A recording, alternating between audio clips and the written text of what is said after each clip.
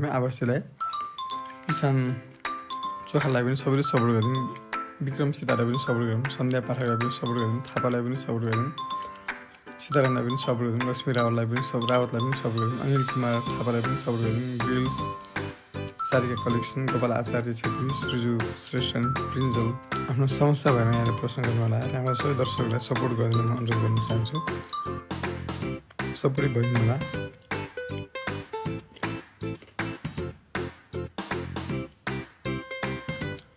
Migraine हुन्छ गोवाले दबाई खान पर्छ माइग्रेन। सारिकाजी राइटर बन्द भएन, एउटा कानको जाँच गरेर हेर्नुपर्ने हुन्छ।